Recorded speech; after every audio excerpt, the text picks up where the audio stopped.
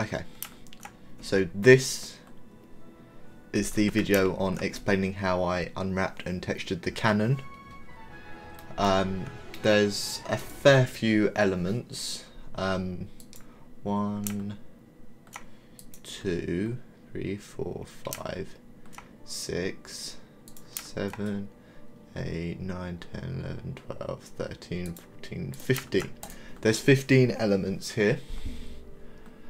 And the way I did it was I had one of each element that was going to be duplicated. So I only had one handle, one like holder thing, one hinge thing, one rope holder, one wheel. Unwrapped all of that and then duplicated. Just that way it was less work to do later on. It saves time, it's more efficient. Okay, and with unwrapping these, it was pretty much a similar way. So with this one I just had to flatten by smoothing groups. But I did add like a little bit extra onto there because it was just one face and I just didn't see the point, so I just added that on there, and then this follows all the path. These are all flat, so they're alright. Doing the base was probably the easiest one. The cannon, oh my god, this was done the way I do most of my unwrapping. So selecting all of these. However, I did see, I just want to see if it'll work. Hard edges. Well, that would have been easier, and then you could have just taken that into there, unwrapped. Oh, maybe not. But yeah, I made sure I selected all the hard edges and gave them seams for the barrel.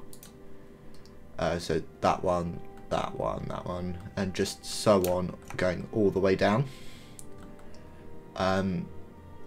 I then selected the full inside loop. It does go all the way round, so I stopped it about there, I believe. Yeah, so I stopped it there. So none of these were seams. I then quick planar'd and peeled. And as I showed with my rigging, unwrap and texture analysis, when I peeled, it was slightly curved, so just straighten selection, and that sorted it out. These ones were done pretty much the same way. So I got like this just for the inside. I think I deleted. Yeah, I deleted the very bottom face. I got one for the inside. One for there, because the angle, it goes a bit too steep, so I couldn't really bridge them together. And then you got like, not that, but you have these, and that again was done by selecting all the hard edges, quick planar, peel, and well, for these I just left it at that because I couldn't really straighten selection because, oh, guess I could have, but I decided not to. These were done pretty much the same way, because if you look, it's pretty much the same mesh, just without like these parts sticking out. So again, that was done the same way.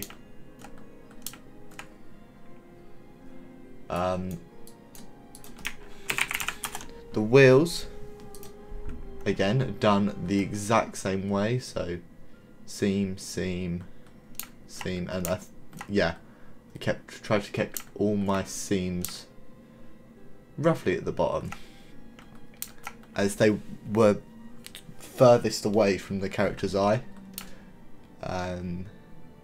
especially like down here, because most of the time like it would be slightly into the ground, so you wouldn't be able to see that.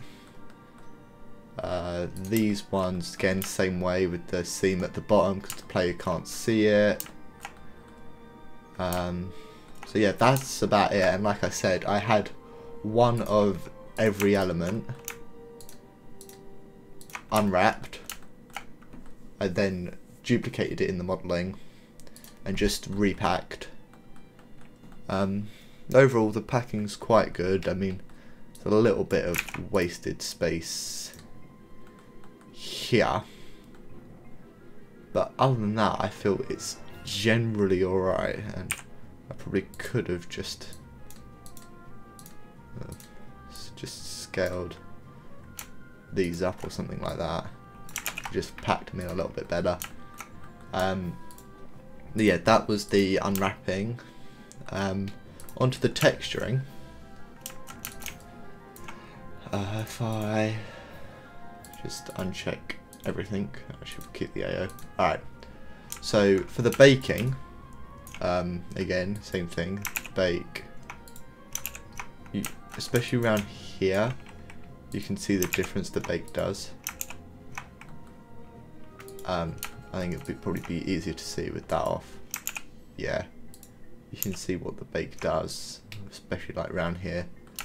And that was done the same way I did everything with chamfering via smoothing groups to give me the supporting edges, and then turbo smoothing just to round it out a bit more.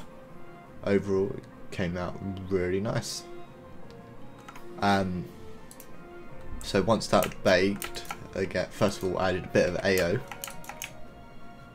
and it's this material, well, texture is compiled out of 3 materials I made. So the first one is the wood.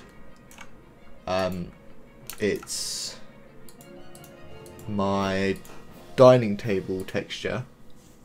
I lightened a little bit. I then had to add 2 stripe generators, one for going this way and one for going that way. So you got that one, and then you have that one. This is just influencing the height just to make it look like planks. If I had more time, what I wanted to done was learn ZBrush and take my high poly mesh and like actual sculpting planks. That way there's a bit more variation other than perfectly straight. But because of timing wise, I couldn't do that. So that's the wood. I think I definitely do prefer it lightened a little bit. And this is done just base colour, just influencing the colour, then turned all the way to about like 5. So once the wood was done, then there was the actual Canon material, and this was the first smart material I made for the project. And this was my test piece actually. So first of all, you got the basic full metallic, mid roughness, black. Then you got the roughness variation. Then you got the height bumps. Then you got the scratches, and then the rust. and that was done for all of these. And finally, there's the wheel rims, and I wanted to make this separate just to give it a bit more narrative and make it more true to life, because the way I see it is, if a cannon's being pushed around, especially on wood, it's going to get scuffs and scratches, and it will generally be as it's like rolling or like moving, the wheels rotating. It'd be more directional scratches and stuff like that. So first of all, I started off with a base metal. I then had a lighter colour roughness. I probably could have added a bit of height, just something like that. That actually looks a lot better. And then that was just being controlled with a black mask with a fill, and then just vertical noise, which I then scaled up a lot to about 30, and that's how I made the cannon. This is probably one of my favourite assets out of the whole thing. I just feel it looks really nice. So yeah, I think the next one I'm talking about is the helm. So thank you for watching, I'll see you later.